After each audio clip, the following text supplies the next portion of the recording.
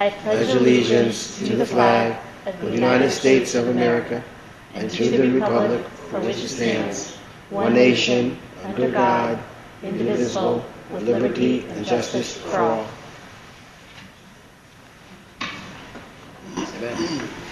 Okay. And we'll start with comments from the public. Phil, would you like to tell us what you really think? No? Okay. We'll wait till Friday. So we'll move on then to the code review, and this is going to be our first major meeting. I know that the Code Harmonization Review Committee of Council President Bernie Miller, Jenny Kremiller, and Joe Butler have been working hard going through all of the former township and borough ordinances side by side. We have a bunch of them before us tonight. We had agreed to do this in 2-hour increments so we can stay fresh, so we'll do a hard stop at 9, and however many we're able to get through, we'll get through, and then we have other meetings set up to pick up where we've left off. So why don't we start with... Before we start, can we get some clarity on the schedule? Because I think you wanted to yes, let's do that. Talk about meetings too, or was that later? Did you want to talk about scheduling? Or that was for some closed session for the administrator. So well, just for this, for the code, do we have a meeting set up for the second meeting? I think it's May 5th, isn't it? Is it May 5th to talk? No, because May 5th. I have May 5th is the code consolidation meeting. Is that it? Let me look. That's what I have down, but... I know. But I know we were putting some other stuff on the schedule, so. Yeah, I have May 5th also. But Kathy, is that right? From your perspective? I don't have it on my calendar, but I'm free then, so I can do it. Well, we have I know we have a meeting because the energy consultants are coming on May 5th, remember? Okay. So, I think this is probably better that we figure this out and we don't waste the time at this point. Okay. But for now, why don't we assume that there's going to be a second meeting on May 5th?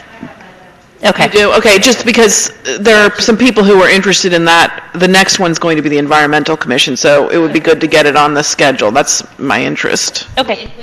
To that point, Councilwoman, is there a longer schedule than I apologize if I've missed it. We might have sent it. I have it right here. I was going to make copies of it, but got it. We have, and I think it'll be part of the minutes that were... I don't think it's been circulated, so what I would suggest is that we adopt it as, like we adopted our schedule for the budget. Well, I did, at one of the meetings, I presented it and told everyone about it and summarized it, and then I gave it to Linda, and she is including it in the minutes. So it's going to be kind of on the record already. Okay, but I think it would be useful to adopt as a resolution or just have it in front of us formally so we all have it. Yeah. And then we know that we have the plan for the rest of the year. So maybe we can have that ready for the 28th. Yeah. I did send it to everyone earlier, but... Okay. Right. And just to be clear, what that is just a schedule of the order in which we'll go through them, but we didn't assign numbers to them because we just weren't sure without at least an initial meeting how quickly it would go. Okay. Right, we had the first two meetings kind of decided which ones will go in the first two. But so after this meeting, we'll probably try to figure out a third meeting and figure out what'll be the next batch. So we stay ahead of ourselves. Right, and after some of these may take us more time than others, too. Right. I can put something more up to date together for the 28th because I think we've even had changes since we put that one together. Right. So, because I know that auctioneers was slated for the first meeting, and we don't have that for this meeting. So we can start moving things around, and I can put that together for the council for the next meeting. Okay. Are there any other process comments? Are people ready to dig right in? Okay. Okay, so why don't we start with Chapter 1? And yeah, Ms. Howard? I just have a question about, I want to start by thanking our colleagues for obviously some really, really great work. And I just would like some help maybe understanding about how to read these. Since they're not redlined, and I understand it would be very hard to redline two things and bring them together, is it possible to give an overview of where there were, or where the choke points were, or to indicate? I don't know what's, I'm sure you guys thought about this. There is a memo. Lisa prepared a memo with those points. I mean, I know if I were you, I would want the same thing. And yeah, no, I know it's hard to do. We decided that it was too hard to annotate super detailed. Yeah. It was already time consuming, and so we don't have what you're asking for. But Lisa did. She covered the major points in her memos for what was different. That was distributed to everyone, right? That memo. But so it's not possible though to do it on the document.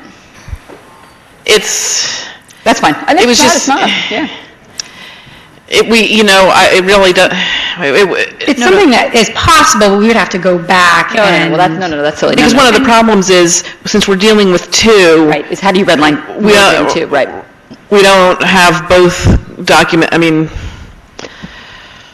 That's fine. I figured you had probably struggled with that as well, so... Right, and for instance, Chapter 1 is very similar to Chapters 1 of both the borough and the township code. So I don't believe there were any policy issues except the one that I had indicated about taking out the fines for waste disposal and housing and zoning standards, and then pulling them out of Chapter 1 and then potentially putting them in more appropriate chapters as we redo those portions. So that was probably the only policy issue. The only other policy issue in Chapter 1 was the revised definition for subordinate officer.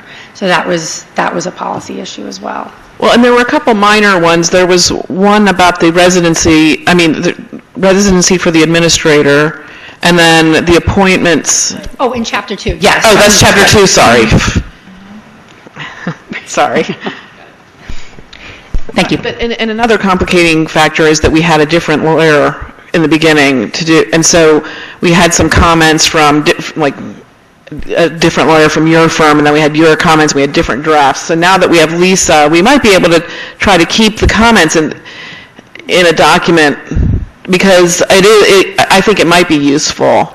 I agree. I mean, an example is like the peddling and soliciting, and I can pretty much tell you exactly the differences and what the policy considerations are, and I pretty much outlined them, but I was reviewing that one and drafting from day one, so no one else was really involved. So that's a good example as to how it'll be moving forward. Chapters 1 and 2 are a little different just because I wasn't involved. But I will say as we get into Chapter 2 that most of the provisions are statutory, and I can tell you the differences. And I tried to identify the important portions in the memo regarding the appointment of subordinate officers and the appointment of employees in that area. Ms. Butler? Obviously, we can agree to do anything that we choose to do, but part of what we were hoping that by Bernie, Jenny, and I meeting and going over this with a fine-tooth comb, we would, and working with the attorney, we would sort of shoulder some of the burdens so we weren't doing this from scratch in public too. So I'm afraid if we start bringing in red line versions of it, we can do that. But then I sort of question the value of what we're doing in the committee too. I mean, yeah, it's hard. It's a hard thing to. We don't, because it's an enormous task, and we. Yeah, no, I think that in and of itself, it's not fair to you all, and it's not worth the expense. And so, But I think it's a good idea as we go through this. If Lisa was to point out areas of each of these where we had a lot of conversation about. Absolutely. About what we were doing, or if there were areas where they differ in respect from either the borough or the township, former township code. Absolutely. right. And I think, Bernie and Jenny and I can also offer, where we didn't agree on everything, but really we almost did agree on everything, so. So Chapter 1, for people watching on television, is mainly just definitions, and I just wanted to ask about the subordinate officer section, because you said that was one that was changed, and can you just go over what the changes were there? Absolutely. Just pull that out. It wasn't so much a change as an addition, because in the borough form of government, the mayor appoints subordinate officers, and the council can delegate the responsibility to appoint everyone else, all employees, to the administrator or hold on to that responsibility. And the way it's been done for the past year and a half, and I believe under the former borough as well, is that the administrator was responsible for hiring all employees. And the mayor, by law, is obligated and responsible for appointing all subordinate officers. And those terms are sometimes difficult to explain, so we looked at cases and talked about this issue and came up with a definition that is the best definition that we can come up with based on our review of the applicable law and also hopefully going forward and having something usable when the issue does come up. So what we came up with was a definition for subordinate officer. Again, this is the position, the officers that the mayor would be appointing with the council's consent would be a holder of an office created or recognized by state statute or state law.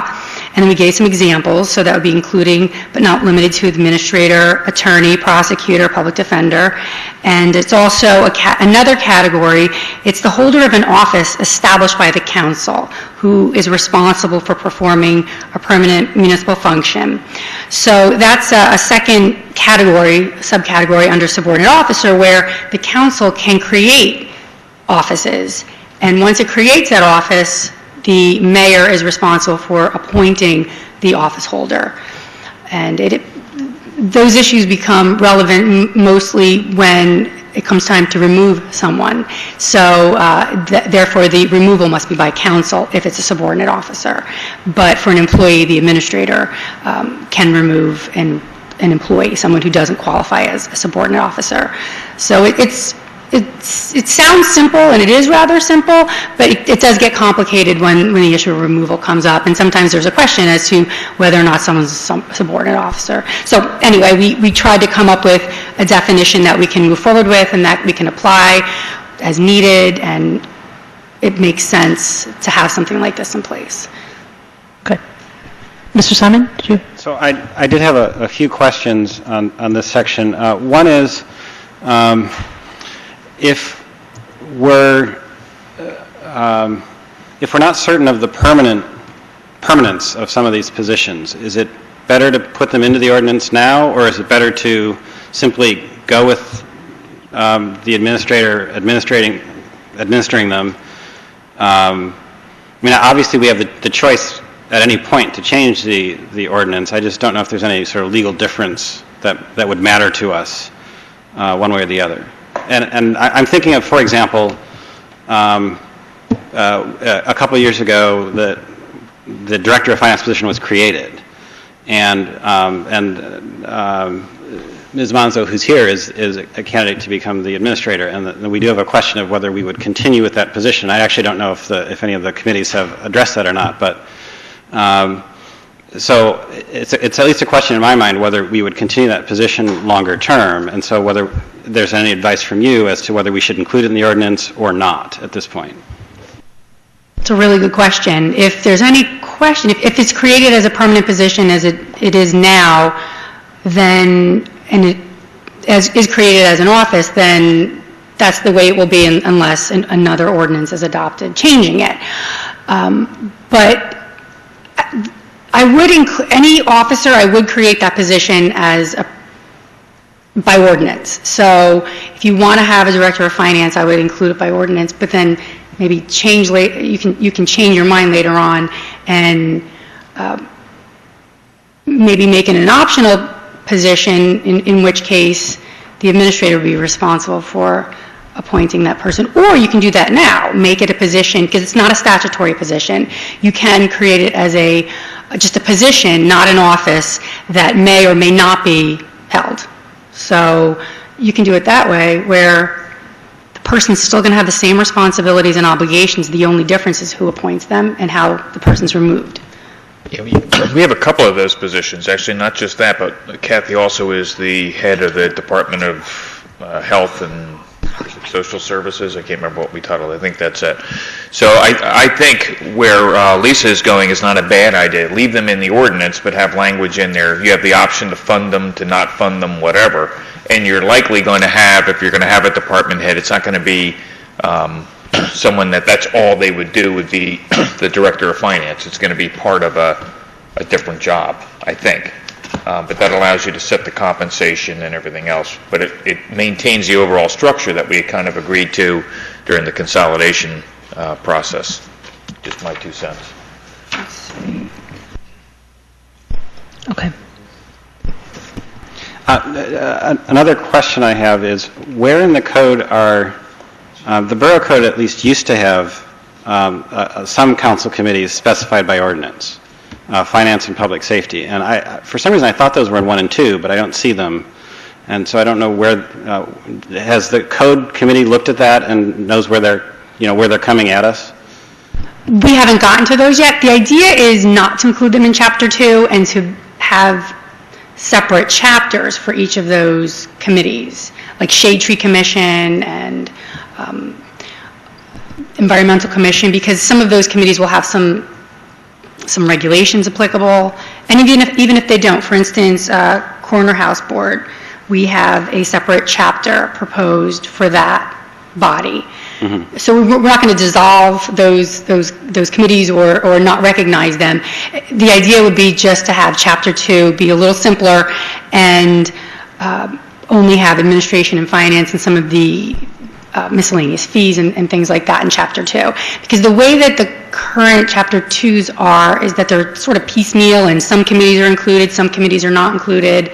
So it would be, it's best to be consistent and either include them all or not include them. And the subcommittee felt like it would be easier and maybe clearer for a user of the code to look at Chapter 2 for administration and administration type policies, and then each subject matter later on, like traffic and transportation, look for a separate chapter, and it might be easier even in the table of contents. So it's more of an organizational question as opposed to dissolving the provisions on those committees. Well, but I want to chime in because, Patrick, frankly, we didn't really discuss that. The council committees. So, I mean, did we? I mean, from an organizational standpoint, I thought we did. Yeah. But not so much as what we're going to include in a chapter regarding each committee. I know. It was more moving things around. Yeah, because now that I'm thinking about it, I kind of wish, it kind of does make sense to have these internal committees in this chapter. And that's something we can still do because this isn't all inclusive. We can still, the council can still decide to put some of these committees back into Chapter 2. It's really organizational more than anything and not substantive, so it's really up to the council how it wants to deal with that. Well, if they're coming downstream, because I don't actually know where they are in the code book now. I apologize, I just didn't. They're in the first 1 or 2 chapters in the borough. Well, okay, so I can't even tell you which one was your concern. The two that I'm aware of that were established by ordinance in the borough were finance and public safety. Okay. Public safety, I remember being in the police ordinance that we were. Oh, okay, maybe I'm wrong. That's which we were adopted, right? Maybe I'm wrong. When we discussed appropriate authority earlier, there was some description of it in there. There was a reference to it, but I don't think that isn't where we established the Public Safety Committee by ordinance. I'm sorry, you know what, you could be right. It could be that in the Public Works, and that's why we didn't discuss, that's probably why I don't remember seeing it, so I'm probably wrong about that. They both could be in other places. So what triggered that question for me was 2. One is, are they in this section, and if so, are we omitting them on purpose or by accident? And we can certainly check that, in time for the public hearing. The other question that has tied us up in knots a couple of times is the appointment of the members of those committees, is that considered a subordinate officer, and does the mayor have the appointment authority or not under state law? And so I didn't see that addressed in the memo, and I apologize for not writing the question ahead of time, but that that is something that has been a bit of a sticky, it has created tension for us as a governing body. And so if you intend to weigh in on that, that would be helpful. I haven't looked into that specifically, but it's something that it's a great question. It's something that should be addressed. So I can definitely look into it and first address it with the subcommittee and then. Well, I think I thought you sort of did address it. I'm looking at a memo of March 19. Was that not fully distributed to everyone? But also, I think by saying that, defining them here as subordinate officers as being those that are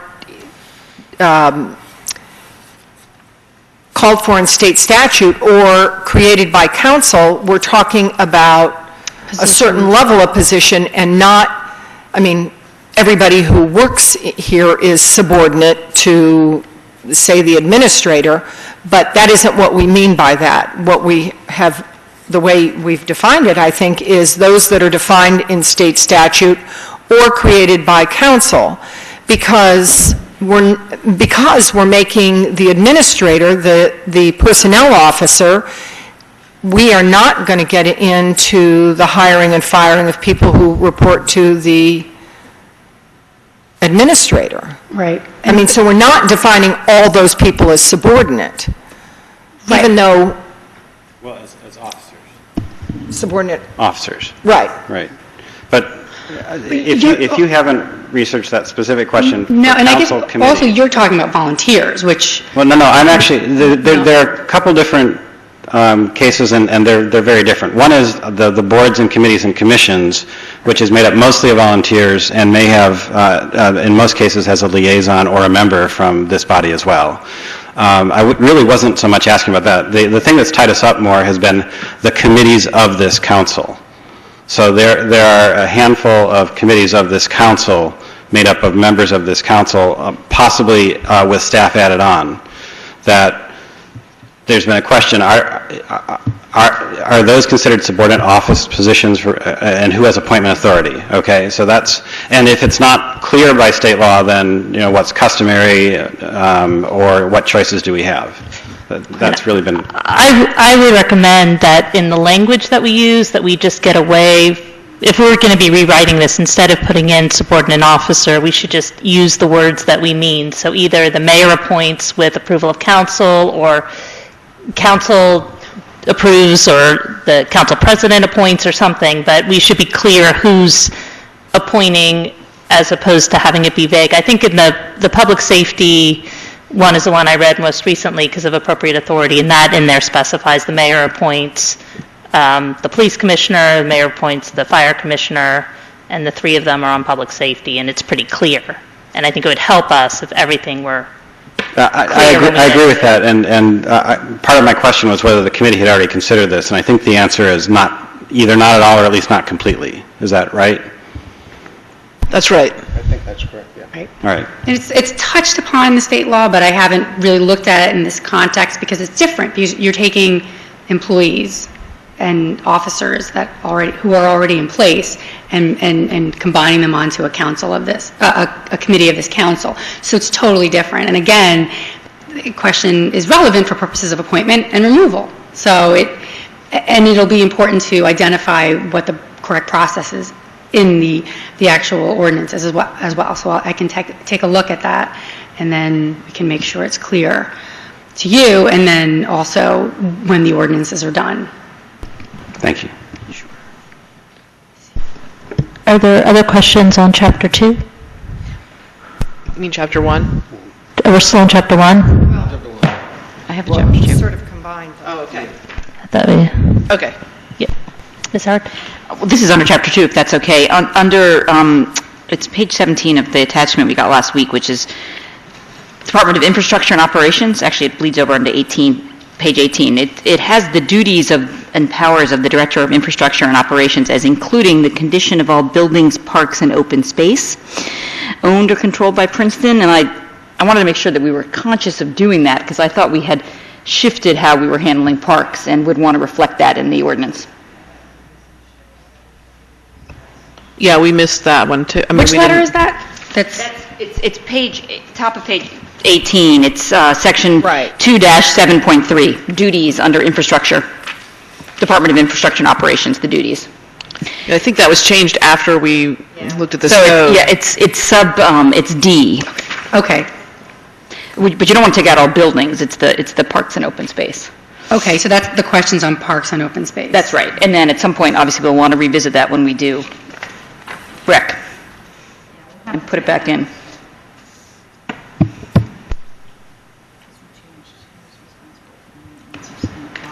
Oh, you did, okay. Well, the open space is still under infrastructure and operations. So then we need to just take out parks? Right. I mean, that's Greg, and he reports to Bob Huff. So it's... They actually still oversee Shade Tree as well, so... You need a microphone, Kathy. No, it's all right. And they actually oversee shade trees still as well, so we have to get that wording right. We just didn't update it, and because that change was Good. So I more just wanted to recent. flag it, and so we can, I mean, we're not introducing this tonight, are we? Yes. We are introducing it. Okay, so we do need to fix it then. It was not, I sent an email, it was not on the agenda, it wasn't listed, I just want to make sure that we're okay introducing, because it wasn't listed as an ordinance introduction on the agenda. Oh, So I don't know if that's a problem, or if it was, because it was part of the materials that were put out, so. I thought it was just a work session, so when I talked to Linda about it, I said, I don't think there's any intention to actually introduce them. I thought you were just going to have a work session discussion, and then we would I think we should. prepare them, so I'm sorry if I gave the wrong. just going forward, the code committee thought it'd be better to just bite the bullet and introduce it, but we can just get everything straight and do it next Right. time then. Yeah, I think if it was only introduced as a review, then we should just review it this time. But I think going forward, since you have to introduce them and then there's public comment, we thought we might as well Rather than have 3 go meetings on ahead. every ordinance, Right. if possible, we'll only have 2. Yep.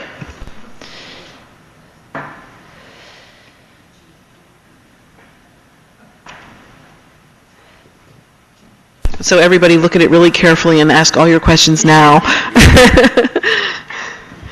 Lisa, we had some discussion about a point in section 2-2 for the municipal attorney where we were talking about term of 1 year commencing on January 1st and whether or not we were in violation of our own administrative code with the appointment of the attorney in, I guess, March this year. How did that turn out? Did you take a look at that? I did. I did look at that. Basically, the law is silent on interim appointments, but the way that it works is that the prior attorney holds on to a position until a successor is appointed. And basically, you're not in violation. The new appointment would be as of March 1st, and that essentially is backdated for purposes of the January 1st date. It's still a 1-year appointment, and the council still is to appoint a new attorney or an attorney as of January 1st the next year. So it's one of those areas of the law where there's no provision on interim appointments, but it's definitely allowable because there is supposed to be an attorney in place. Go ahead. I was going to say. I had a question about the clerk and the CFO those are the two that are both appointed by the council as opposed to the mayor, and I was just wondering why that was. Because the state statutes require it, and that's the only reason. I guess maybe the legislature believes that there's such significant arms of the council, essentially, that they should be appointed by the council, but other than that, it's just because it's statutorily required. Okay. No, it's because we didn't want you to be involved, Liz.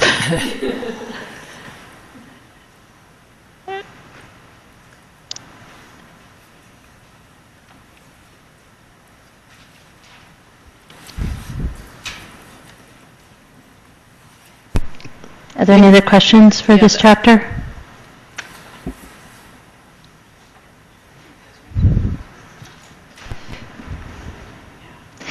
And I was just going to ask again, so all of the positions that are listed in Chapter 2 are here because they're the ones that are appointed by council or mayor and council?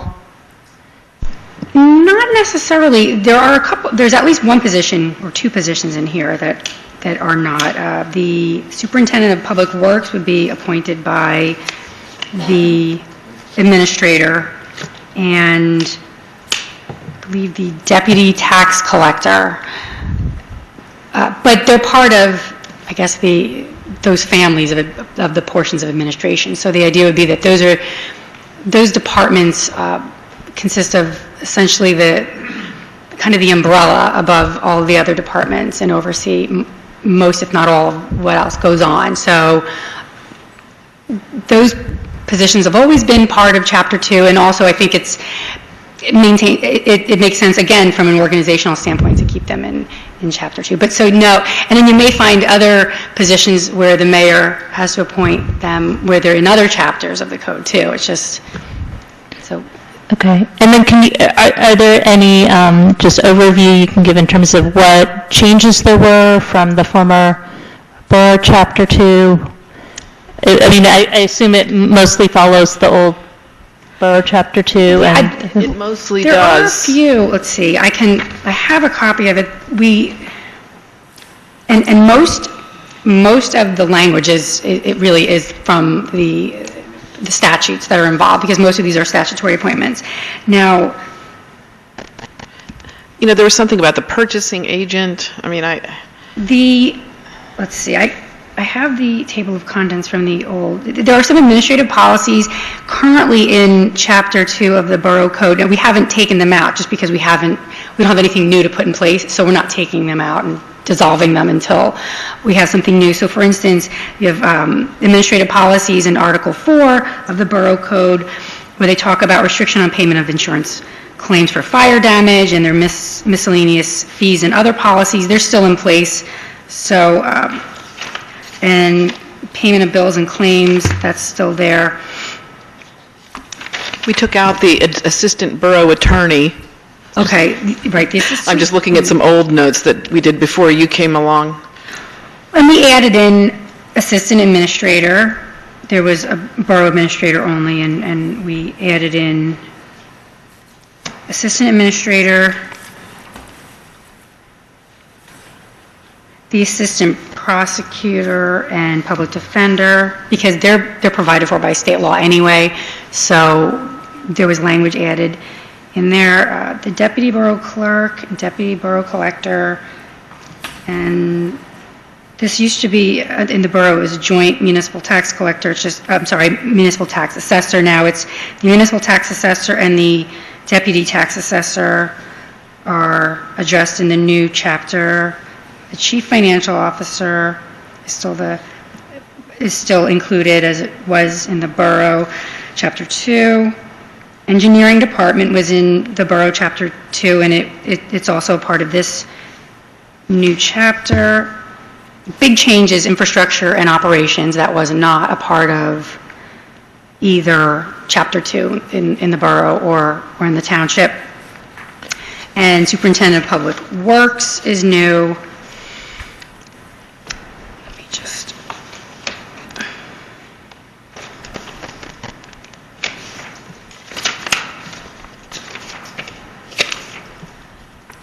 The assistant to the municipal clerk is it's not a new position, but it's new for the code.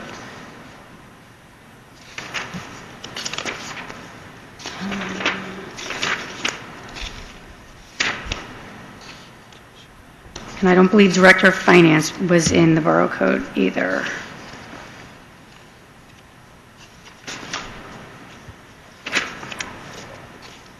And that's pretty much it. The biggest change in terms of the departments was infrastructure and operations, because that was the biggest change. But otherwise, there were some tweaks and updates because statutes have changed, and the manner in which things are being done are slightly different. So chapters 1 and 2 are mostly just updated to codify the manner in which business is being conducted by these various departments. So it's not as much policy as it is just codifying the basic government structure of these departments. Okay. Are there any other questions for this chapter? Question on something that just caught my eye, Lisa, and that is that under the appointment of the municipal tax assessor, there's a section that says the council may by resolution set the total number of weekly hours of operation of the tax assessor's office and total number of weekly work hours, but not specific work hours commensurate with the compensation paid. That doesn't appear under any of the other divisions. Is that something that is unique to this because of state law? It is because it's a position governed by state law, and I believe that language is right out of the statute too. Because it essentially that certain responsibilities of the tax assessor can only be regulated by the state, but there are certain local considerations that can be regulated by the council and by ordinance, and that's just one of them. And I can tell you exactly what it says in here.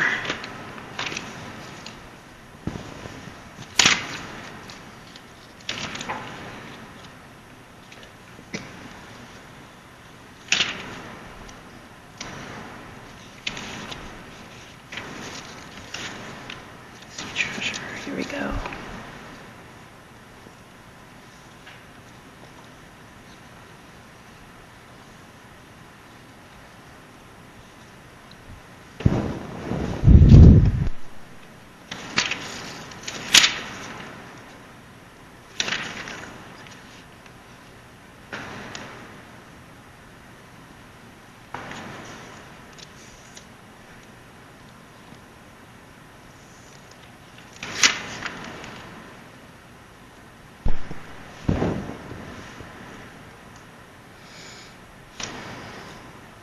Should we come back to this? Yeah, for some reason I'm not finding it as quickly as I thought I would, but okay. I have the... We believe it. I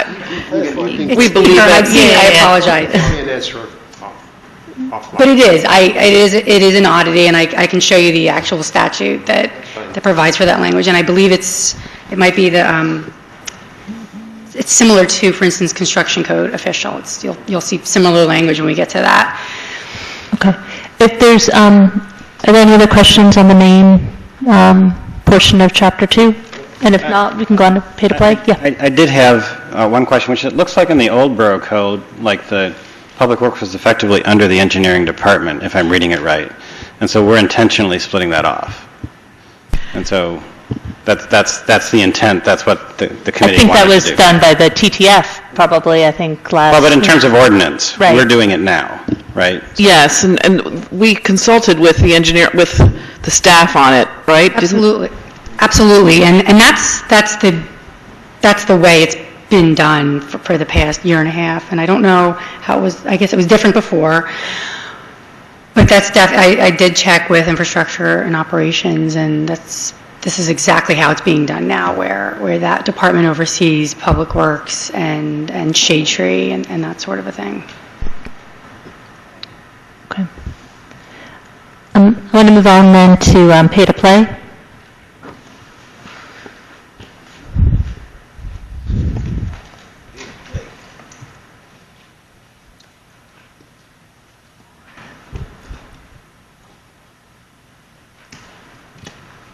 And is this standard from state statute? Well, actually, the state allows municipalities to have local ordinances that regulate portions of this whole subject area that aren't already regulated by state law. So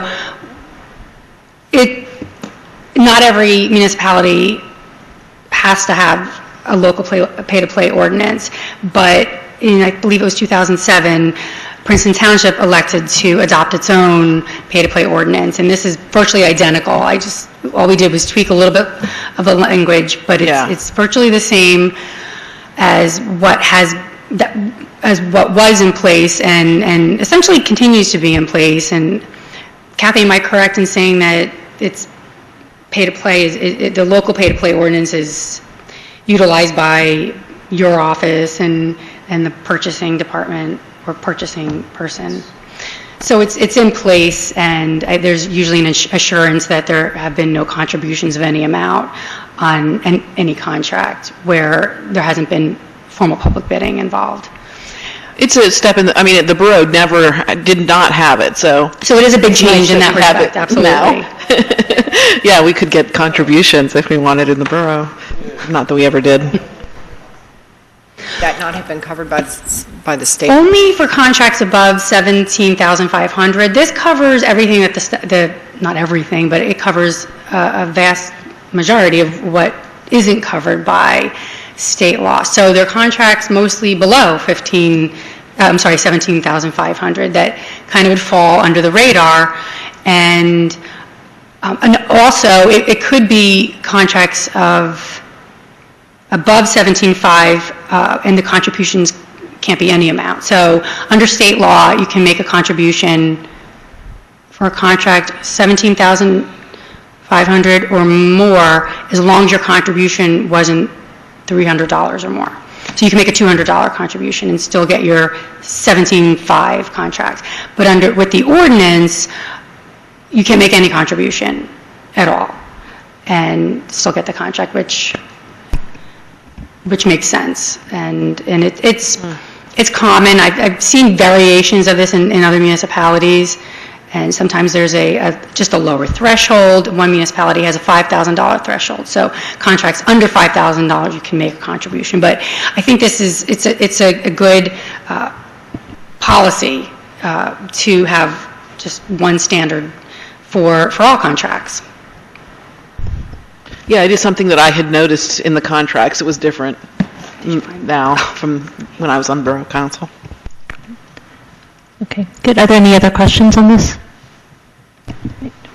Yes, I had. The cap on a group of individuals, meaning the definition of a business entity, is that making it the same as the cap on a business entity, or is it different? I was a little confused by Section 287D. Let me look at that for 1 second.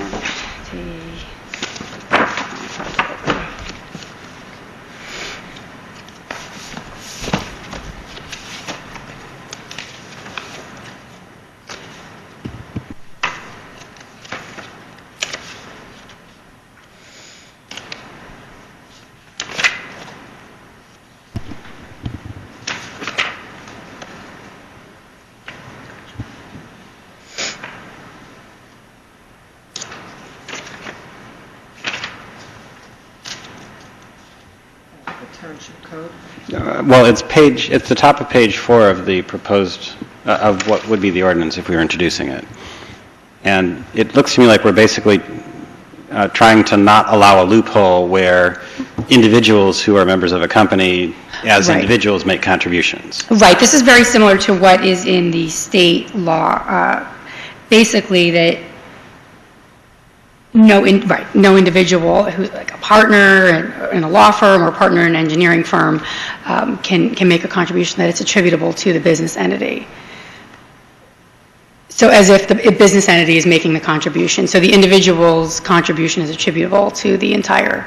Okay, so whether or not they contribute in the name of the entity, it's an equivalent contribution, whether it's an individual or from the entity. Certain personnel. So, certain employees could theoretically make contributions without falling under this definition, but not a partner, someone who has an ownership interest in their company. Okay, so the next question I'm sorry. Of 10%? Is that what it is? An employee that has... No, that's from this, that's... I believe it's an employee that has ownership of 10% of any corporation. I know that the 10% number is definitely from the statute, and I believe it's in here as well. let's see, for purposes of this article, business entity, yes, 10%. The definition of business entity includes all principals who own 10% or more of the equity in the corporation or business, trust, partners, and officers in the aggregate employed by Sorry, the where is that? It's in C, 287C. Okay. The next question I had in this section is Section 288. Do we need to have this in here? I actually don't really agree with it, and so I was hoping we could strike it. It has to do with contributions made prior to the effective date, and I don't know why we would make that exception.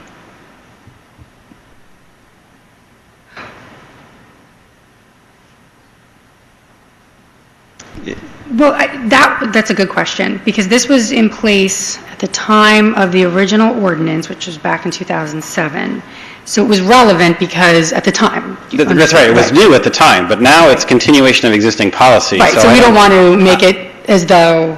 It looks to me like we're creating a window between the time we introduce this and the time we actually pass it, where people could actually make contributions and they would be exempt, and I don't think we should do that. I agree. I don't see any value in keeping it because, I'm just trying to think of anything that happened pre-2007, but that would be. The contribution is a year. Right, so it's totally irrelevant. Right, so no one. If you come up with a concern, certainly bring it back, but I would suggest that we strike it when we. I'll think about whether or not there could be anything of value to be. By keeping it, but I think you're right. You don't want to create a loophole to allow anyone to say, wait a minute, I made a contribution and I'm exempt because it falls under this Section 288. That wasn't the intent. Okay, so and the last question I had in this was on Section 293, and this is basically referring to the state statute, but in fact, does it have any effect whatsoever, whether it's in or out? No, it doesn't have any effect. The only reason it was included, and it does not have to be included because, again, there is a state law that covers this, was because under the old township code, there was a provision for soliciting campaign contributions on public property, and it predated this law, this 2011 law, and all it does is direct people, if they're reading the code, to where they can look for the state law, but it has no effect whatsoever. I agree with you. Well, so the one scenario that I would have a concern about is if the state law were challenged in court and were found to be partially invalid. Does our code have to be modified, or does it move with state law at that point if we put it in? Because otherwise, I would just say take it out if there's any impact like that. We could either, you can also add, as may be amended, or it can be taken out altogether because it's just a reference. It's more of a reference. But do you understand the question? The question is, if we refer to the current state statute, and then the state statute is challenged legally and successfully, do we have to amend this because it's referring to the state statute as of now? But we do that all over the place in this. We refer. I understand you. Okay, well, the reason I asked the question is because this actually does get controversial in terms of, is this limiting free speech, for example? And the state statute says you can't do any political fundraising on municipal property. So, for example, a political group cannot rent a hall or go to a park, even if it's perfectly legal to have a gathering, and participate in any fundraising under state law. So, well, actually, there was an attorney. It's funny, I don't know why I had this on my computer, but there is a ruling that if the, I believe that it's if the facility is rented to private groups in general, then you can do political fundraising. So I think we could probably do it at Mountain Lakes Park. There's an attorney general opinion about that. I don't want to get too in the weeds here. This is just a reference. Right. That's why I think we did talk about this a little bit. I understand your concern that if the law changes, and we've got this in our ordinance, but we were really trying to be helpful to people who want to use our ordinance. You know, when they're looking something up, they have a question. The intent, I think we had this in a couple situations. We're really trying to be helpful to people because then trying to find the state, where it's located in the state code, it's just difficult for people. And also, if there's ever a question as to, well, why was it in the former township code and why is it gone now? Why is there no prohibition? Someone may ask that question. What would be the mechanism? I think Patrick has a very good concern, but so what is the mechanism? Is there some way we can flag things that are in our ordinances that somebody's watching when they change and we could update our ordinances? Is that just too complicated? No, we try, especially on these types of issues. The law firm, or the municipal attorney should be periodically looking and ensuring that things are up to date. So if the state did, there's a case that says this statute's unconstitutional, then it would be good to update the ordinance and take it out. But if it's not, it doesn't do any harm by keeping it in there because the state law kind of controls anyway. All right, and that was my question. Yeah, so we wouldn't be doing any harm by including it because the remainder of the ordinance is still in place. And yeah, I was just wondering, couldn't you put in a severability clause too that would protect the remainder of the ordinance? Right, and we have a severability clause in the ordinance itself. Okay, so we always include the overall protection that saves the ordinance if part of it is struck. Mm-hmm. Right. Okay, absolutely. Before we leave this, I think we did get into a very interesting discussion when we hit this paragraph. Before we leave this, we did get into a very interesting discussion when we got to this paragraph, and it was less concerned with campaign contributions on municipal property than it was with campaigning on municipal property, and what would constitute campaigning on municipal property, what would constitute political speech on municipal property, and I think we kind of threw that back at you to come back at us with. Well, I guess it all depends. I guess it all depends, but it could be considered a conflict of interest, for instance, for a member of the governing body to be sitting with, a vote for whomever while you're at a public meeting, because there are conflict of interest provisions that prohibit council members, for instance, from using their positions to further their own personal gain or the personal gain of somebody else. So there's conflict of interest. Also, the municipality always has a right to restrict use of certain portions of its property. The hallways and people shouldn't be walking around engaging in certain types of speech. It's a thoroughfare more than anything, and so you can restrict certain portions of the interior of your building, and outside it's a little tougher. People could sit on a park bench and possibly engage in some sort of, because it is protected by the First Amendment, but municipal offices shouldn't be used for that purpose, and I think the personnel manual comes into play with how employees are acting and what they can and can't do while they're working. So you have various different resources you can look at. There's no state law that says no, you can't do it, but there are separate provisions where you can say, it's a conflict of interest for a member of governing body to engage in that while he or she is in the municipal building and engaged in municipal activities. And same thing with other officers and things like that, because you have the municipal the ethics law that governs all employees and officers in particular. But there really is. I think we all thought that there was an ordinance against it, and I don't think there is. Right. And there's no state law specifically. It's just that you have to look at all these different and separate provisions. And it is improper in many respects, especially for employees and officers. And again, you look at the employee manuals and the local ethics law. But when it comes to members of the public, it's a little tougher because the free speech issues. But when you're dealing with officers and employees, you can restrict their behavior a little bit more. And the law does that a little bit. So there's nothing that says no, you can't do that. But again, if someone shows up and starts campaigning at a public meeting, it's not the time and the place for it. So you can have valid time and place restrictions saying, no, you can't show up at a public meeting. If you're going to talk during a public comment portion, it's supposed to be, for purposes of the public meeting. You can't just rant and rave about something else and start campaigning. It's for purposes of the public meeting itself. It's not the, I know, it's So not. we can still, I mean, just like we can not the ask best people not answer, to do it, just like we ask them not to talk about things that aren't on the agenda, or, I mean, Absolutely. I think we can ask people not to do it and say it's not appropriate, but we can't, it's not prohibited by law. Right, and it's much easier to say no when they're people who are appointed by the municipality or work for the municipality, but it's much different and much more difficult when they're members of the public. But if there's a big concern, I mean, you can restrict certain portions of the building and even the exterior of the building outside. You can impose certain restrictions on the use by the public and what they can and can't do. Because under the First Amendment, the municipality has a right to impose reasonable time and place restrictions on use of public property.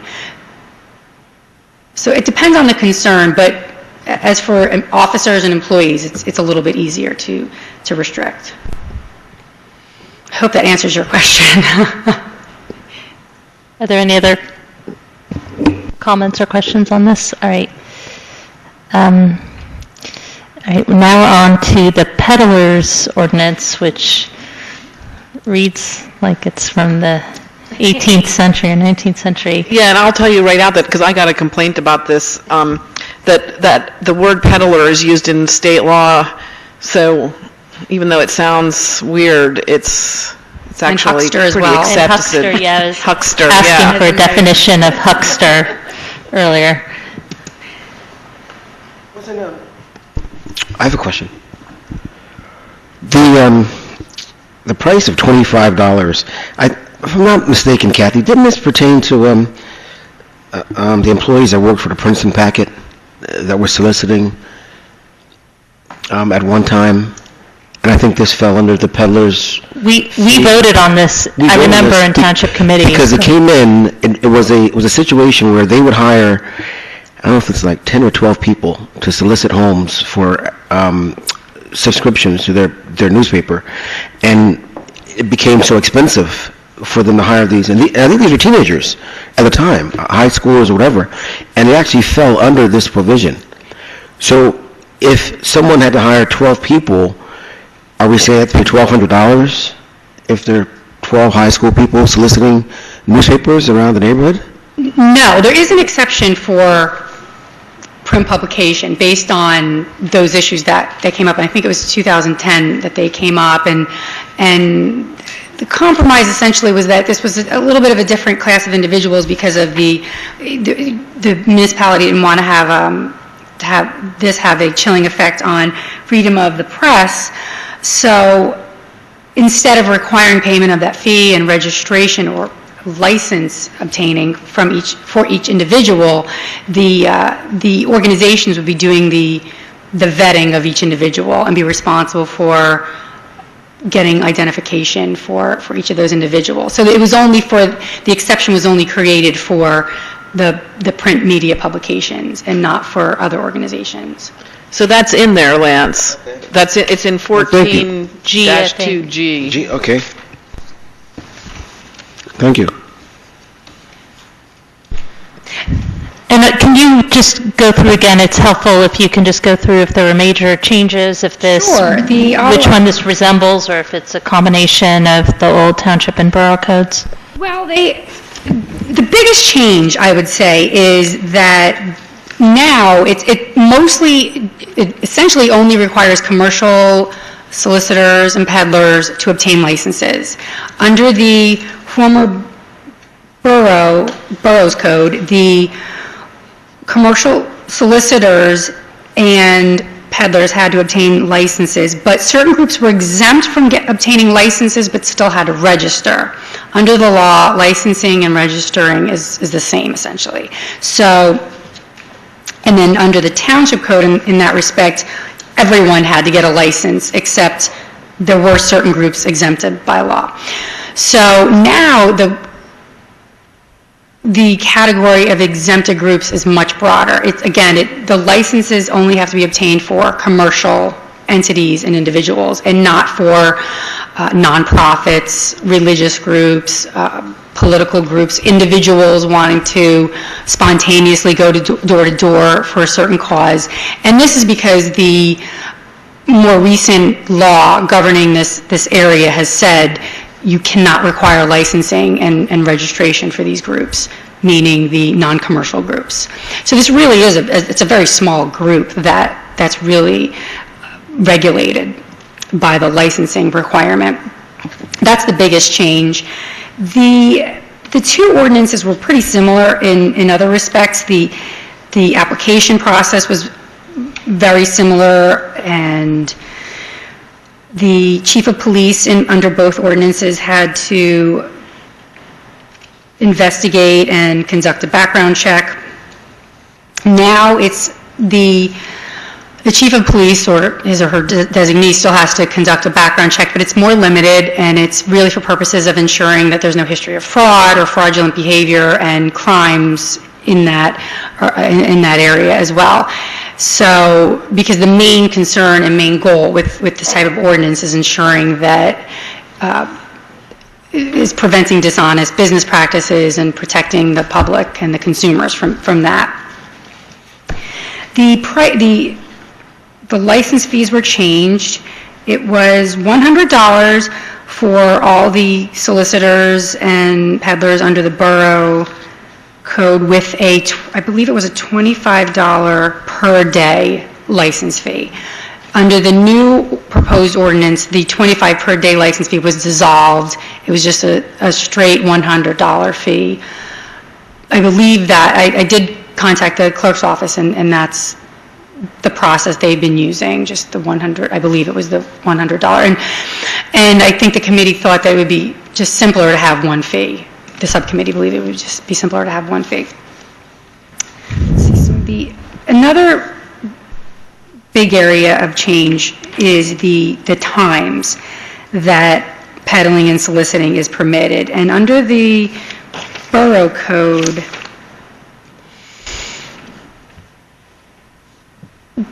commercial solicitors were permitted door-to-door between 9 a.m. and 7 p.m., and peddlers who are actually selling something right then and there, as opposed to soliciting for a sale, could sell between 8 a.m. and 10 p.m. And under the township code, it was permitted between 9 a.m. and 9 p.m. And the committee felt that something reasonable would be, I believe we have between 9 a.m. and 8 p.m. We wanted to make it daylight. I mean, that's what our preference would be, but we couldn't do that because that would be effectively not allowing peddling in the evening when people are actually home. And a lot of months. Right. And the law essentially says that you have to allow peddlers to peddle and solicit when people are actually home after work. So that's why 8 p.m., which I think is a pretty standard time when looking at other ordinances as well. Another provision that was incorporated from the borough code, which could potentially be important if there are individuals looking to do this, the non-motorized vending carts would only be permitted on the sidewalk running along the south side of Nassau Street, westerly from Washington to University Place. So that was incorporated, that was again only in the borough code. There wasn't anything like that in the township code, and it has been incorporated into the new code. So anyone with a vending cart could only be on the sidewalk in that one location in the entire municipality. I don't believe that there have been applications for those types of vending carts. So if, the idea would be that if... We're wondering if there was any place, and we decided... Well, I was wondering, during community do they pay $100 during community? Is that a waiver? Or that might be that might be under a different code provision that we haven't looked at yet. There might be a special event provision for that. I was wondering. I have to look and see. You described the stretch from Washington Road to University Place, but part of that is in front of the church on Nassau Street. on the south side of Nassau Street, and I'm wondering whether that would be appropriate if somebody wanted to put a vending cart there. See, and I didn't say, though, but another important aspect of this ordinance is that there are regulations on, even most of the exempt groups have to comply with certain regulations. So they can't go around screaming and yelling and bothering people in their homes. Even if they don't have to get a license, they still have to adhere to certain regulations. And these are in the ordinance. And there may be a provision about soliciting in front of certain businesses. I know that there is a provision on that, and I want to see if it does. It would include a church. Let's see. Again, the general regulation portion is under section 1410, and this is where Lisa, rather than spend time on it now, I think this is something you could just make a note. Okay, yeah, and there is something in here, but I can definitely look and see. I had a question. There was a lawsuit that we inherited from a few years back where there was a preacher on Prospect Ave who did have a loudspeaker and was causing a nuisance. And would we be protected? Would this ordinance have protected us from that, or? I don't think that's what this is about. That was about the noise ordinance. That was about free speech or something. Right. Well, that free speech. We were just trying to. He was loud. Right. And that kind of behavior is incorporated into this ordinance as well, because it's all part of the, well, there is a provision. It may have helped. But again, I think the noise ordinance is something that you could use in that instance. And also under 1410. We tried to use, but it didn't work, right?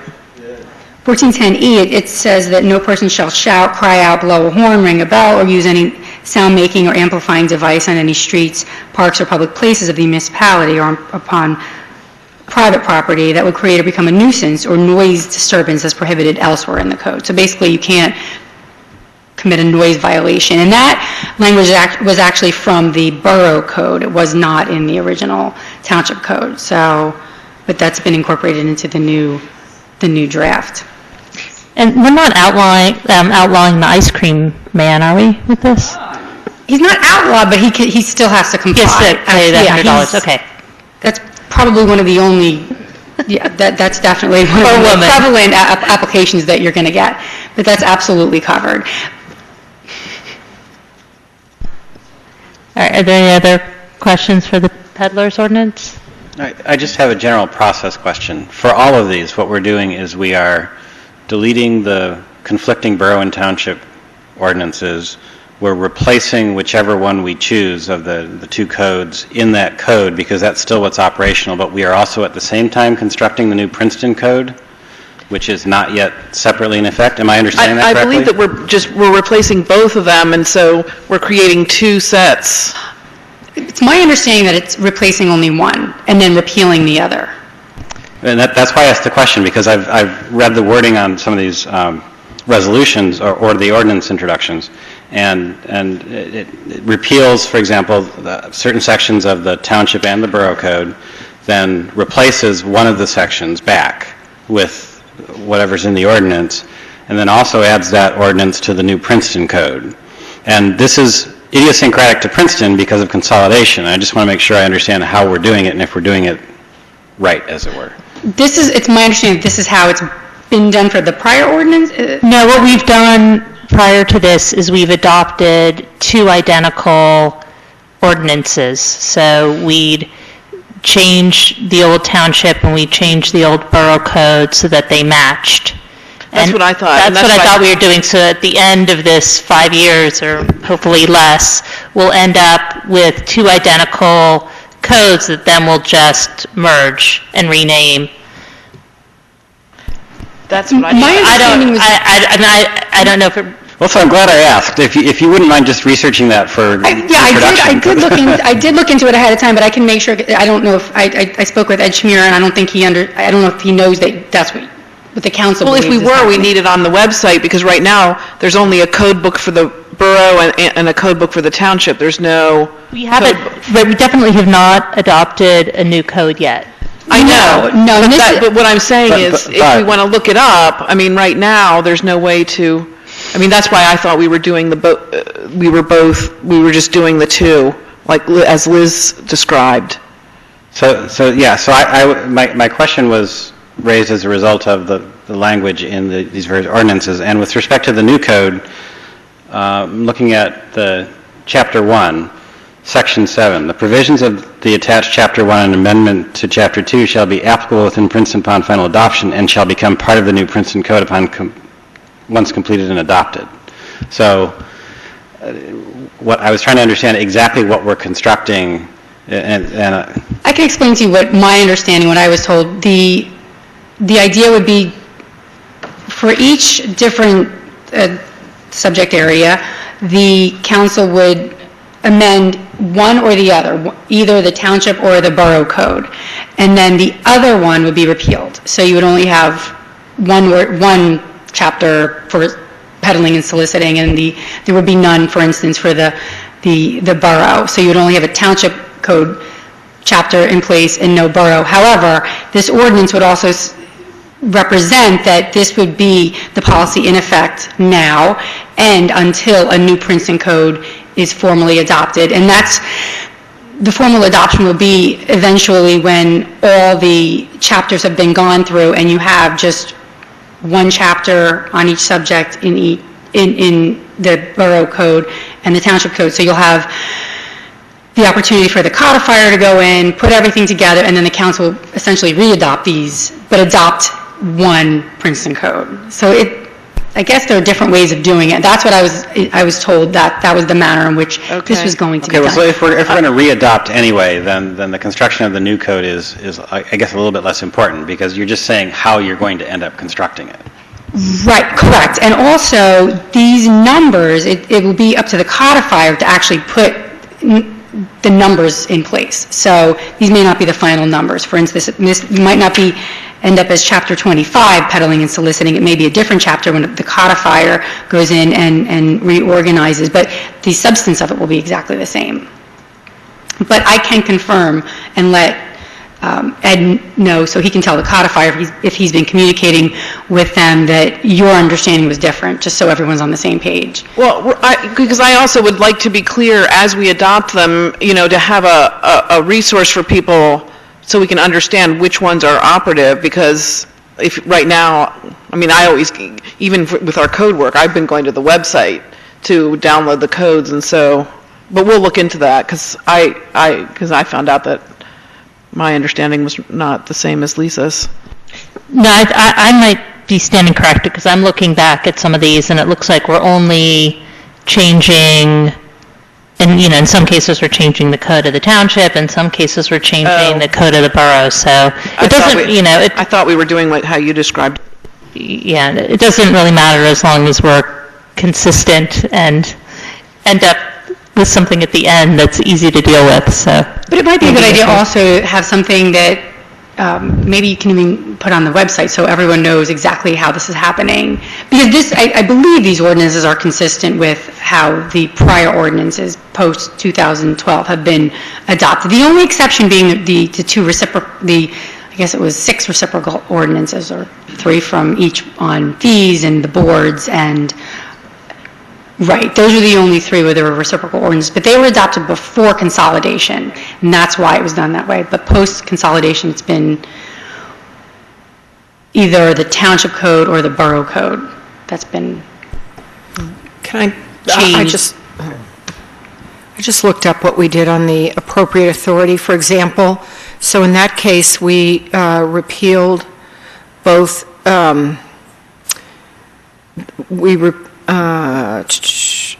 we repealed both the code in the borough and the code in the township, and then we reestablished Section 26-3, the Code of the Borough of Princeton, New Jersey, 1974. So we did repeal both in that case. Right, and that's... Yeah.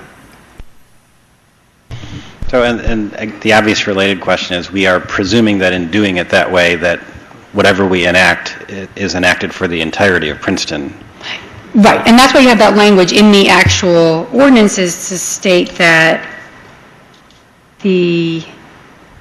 for instance, for peddling and soliciting, I think it's Section 3, says that this new section, essentially, which sets the license fees for, oh, no, I'm sorry, I'm looking at the wrong section. The revisions, Section 2, revisions to Chapter 14 that are made to the Township Code are made a part of this ordinance, and they're adopted to set forth all the provisions, essentially, for peddling, soliciting, and similar conduct, and replace the Borough Code and the Township Code. And then the last section, Section 7, it says the provisions of the ordinance shall be applicable within Princeton upon final adoption. So that the intent is that this becomes applicable throughout the entirety of the municipality, not just the township, because it's in the Township Code. That makes sense. It's confusing, and it may not be clear to members of the public, so it might be a good idea to put something on the website also, just so people know where to look for certain things. And then just so we're all clear, and members of the public are clear, for all of the code we haven't gotten to yet, if you live in the former township, you're ruled by the old township code, and if you live in the former borough, you're governed by the old borough code until we harmonize it, and then whatever the new harmonized code would apply. But there might be separate rules until we get to that point. Right, that's the way, right. But, and then when you come to an ordinance that's been adopted post-consolidation, that's when it applies throughout the entirety of the municipality. For instance, if, the peddling and soliciting chapter is adopted, then it would be applicable in all of the municipality. But we're not operating in a lawless state. Definitely in not. the interim. Okay. Are we ready to move on to Corner House? Were there changes to this one? I assume this was one that should have been the same for both. Yes. The only change, there was a very minor change. We just added language on page 4 for the Corner House Executive Director's duties, and just about the Executive Director in general, that the Executive Director would be appointed by the Mayor with the advice and consent of the Council, and how that individual will be compensated. Because the idea and the consensus of the subcommittee would be that the Executive Director, who is a creation of the Council, would be considered a subordinate officer, and because of the interface with the public and the significant responsibilities of this position. But the Executive Director could be a position instead of a subordinate officer, could be a position that is appointed by the administrator. That would be up to the council to decide. But the way this was the recommendation from the subcommittee.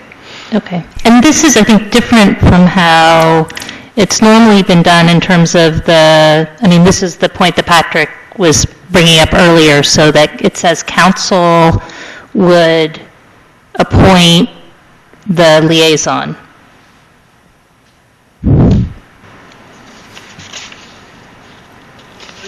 Right, that would be under... That's how I'm reading it. It says, the foundation shall annually designate its member of the board. The term of the member from the council shall be for 1 year and is annually appointed by the council. The mayor... We didn't change that. The mayor, with the advice and consent of council, shall appoint the resident members. We didn't do that. No, we didn't really deal with that. It was this was the language... Same as the others. This is the same language as in the reciprocal ordinances which were adopted in 2012. So... I mean, we could for consistency. I don't see any reason to have it be just the council. Is there any other one? Oh, is there any other, I don't... Well, I mean, that's the $64 question about, if you read the duties of the mayor and the duties of the council, the question, it says clearly in Chapter 2 that the council can organize itself and create whatever committees are deemed necessary, I think, to support its work. I forget exactly what the language is. I don't know. It's different. The Corner House has been an ongoing concern, but we didn't change this. This is just the way the language was. Correct.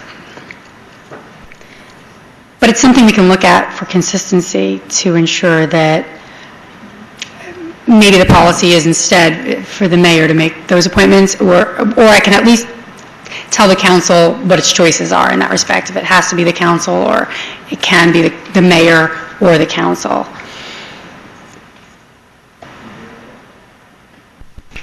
I mean, do we, I mean, is there any reason why it shouldn't be mayor and council? Or? The language, I think, should be one of two. It should either be the mayor appoints with the advice and consent of council, which is consistent with the borough state statute, or the way it is here, which is the council appoints. I would prefer not to say mayor and council appoint, because that actually is not a well-defined term. Right, we don't say that anywhere else. No. Right, so we can look and see what's more appropriate in these instances as for consistency purposes as well with other committees and commissions. Well, I think we can refer this back to the ordinance committee for review. That's what I meant. I meant we. I meant the subcommittee, not this immediate council. Right.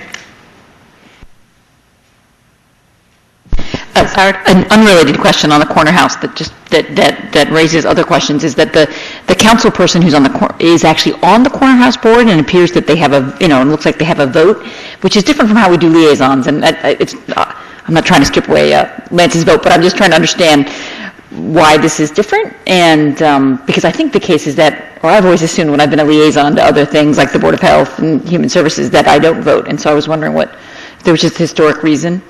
So you don't vote on the health commission?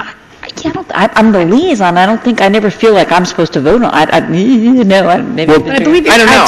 I've seen it both ways, but I don't know why this is. So I mean, if this is the way it's been, we should keep it. But I'm just wondering. It was just an interesting question. It's I think that one of the things is whatever board or commission or committee you're assigned to is, as we go through here, definitely pay attention to if you're a member.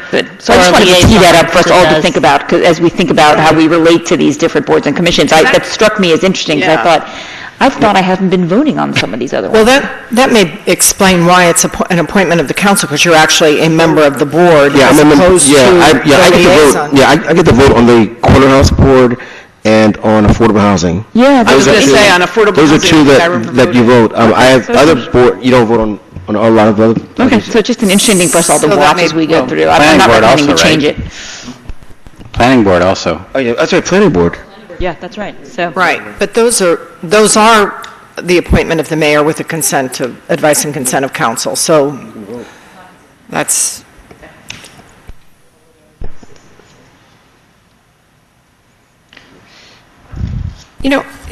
So is this the borough, the corner house, I'm just looking, this repeals the Chapter 27A of the Borough Code, and there was something similar in Chapter 2 of the Township Code. So this replaces Chapter 27A of the Borough Code, and the idea was also that it was better from an organizational standpoint to have this in a separate chapter. So I just wondered whether we were working off the Township Code or the Borough Code in this. I guess I'm wondering if that's why there was a difference. If because the Township was you were the banker on Corner House, so I'm wondering if that made a difference in why we ended up with different language. That's interesting. But actually, now that I think about it, Lance, I feel like I voted with you last year on the corner house. We both voted, but I wonder if you also you think you voted when I was on. I did vote when I was on corner house. Yeah. I think they were exempt. I think the process was the same, because I think the language is also from the 2012 ordinances reestablishing all of these boards and committees adopted by the borough and the township before consolidation. This language was, I believe, it was identical. Well, maybe this just comes out of their. Maybe a function of they're a I don't know, their unique status, and it's a board, I'll double check to make Good sure. idea. I but want I'm- you to have a vote. I want Lance to have a vote, so. Yeah, I'm fine with it having, since it's I been the think it's practice. good.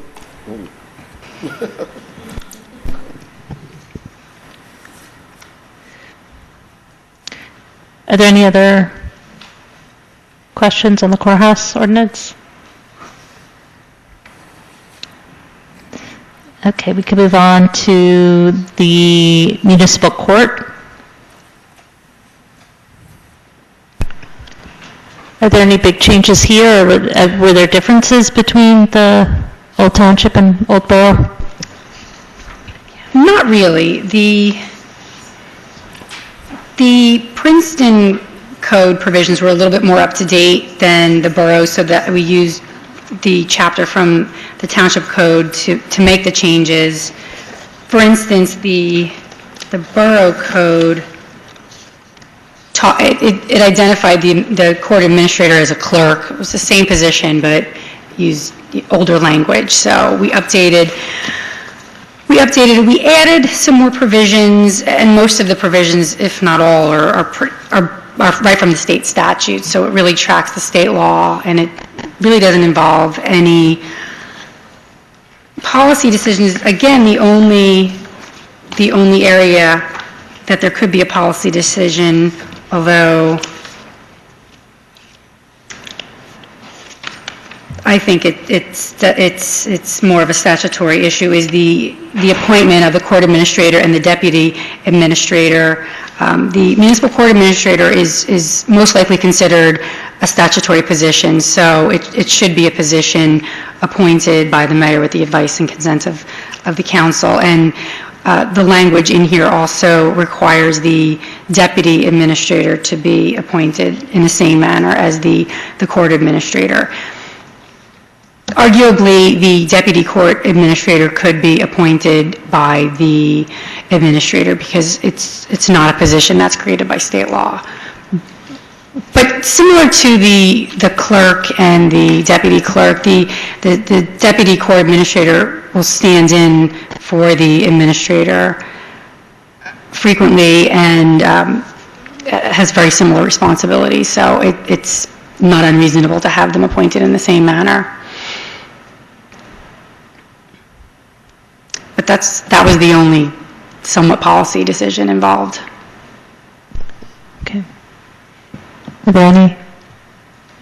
I just want to comment and say that I think our municipal courts are being run extremely well today. I mean, just want to say that I haven't had any complaints. No, I haven't had any They complaints. seem really busy too. Yeah, they do. Because it's double the load now. Yeah. And they seem to be processing people and. All right.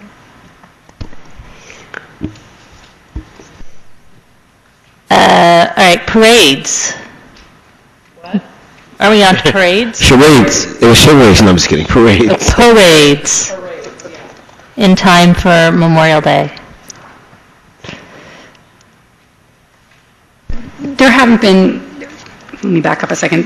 This ordinance is based on the borough code, and there was no township parade code chapter.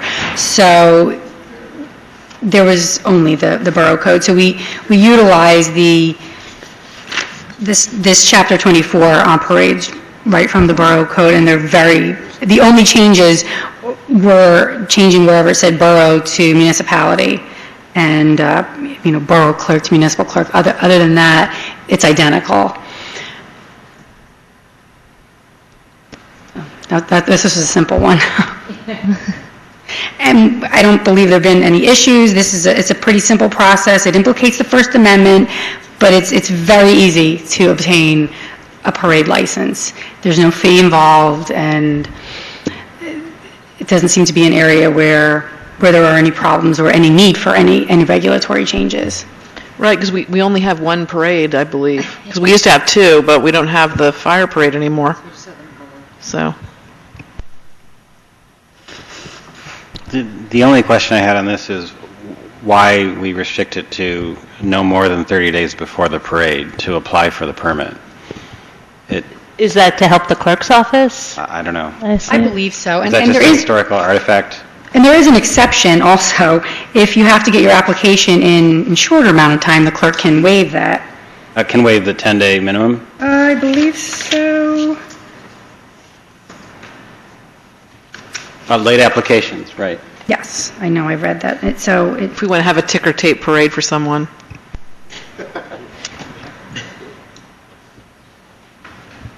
Okay, so no harm, no foul. Right. I guess the ideal would be to get it in advance as much as possible, to give the clerk's office ample opportunity to do what it needs to do and coordinate its efforts. But there is the understanding and the recognition that there could be an event where you're not going to get that full 30-day, or I think, is it 10 days or 30? 10 days.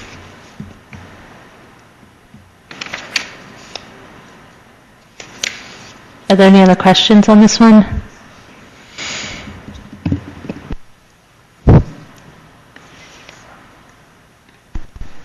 Are there fees associated with the parade if you have to provide, I don't see it here, but if we have to provide additional policing to come to a show up when they're like off duty, are there fees associated with that, or is that stuff that's waived, or?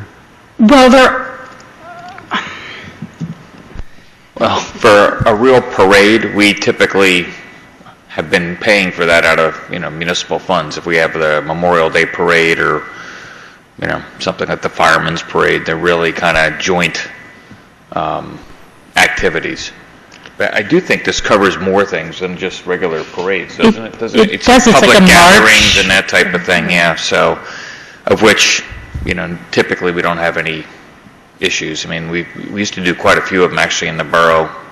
Anytime people were gathering on a public sidewalk, that used to be considered a parade, or they get a parade permit. And I think that's why they didn't have, charges. We have a lot of people that, have a message to get out, and we didn't want to have to charge them for whatever it was, whether it was the peace movement group or whatever, so. Okay. And that's totally within the council's purview to decide whether or not it wants to require a fee. It could, absolutely, because there are administrative costs involved, but it doesn't have to require a fee. My recommendation would be to play this one by ear, and if it becomes a problem, we can revisit. Right, because, when Spirit of Princeton comes, we waive every application fees for everything. We waive pretty much everything unless there's a real out of pocket. Right. It's because we like those things. All right. That's the last one on my list. Is that the last? All right. Okay. Well, Can I just be clear, what are the issues? Lisa, do you feel like you have a handle on where there are questions?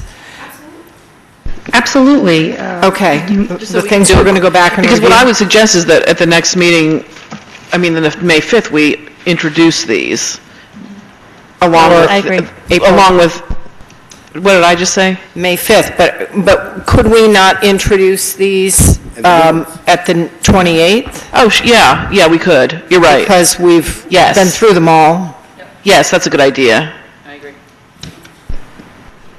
Absolutely. Yeah, we can make any changes that we need to, address any issues.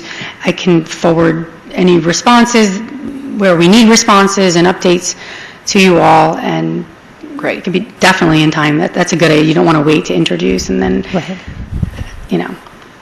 because the quicker the better, That's a and the good more idea, that you because can we'll get done. forget our questions. great. All right. All right. Thank you, and I want to also thank the ordinance Thank you, Lisa. subcommittee too. Thank you, Thank colleagues. you. Thank you. And is there a motion to move into closed session? So moved. Second. All in favor? Aye. Aye.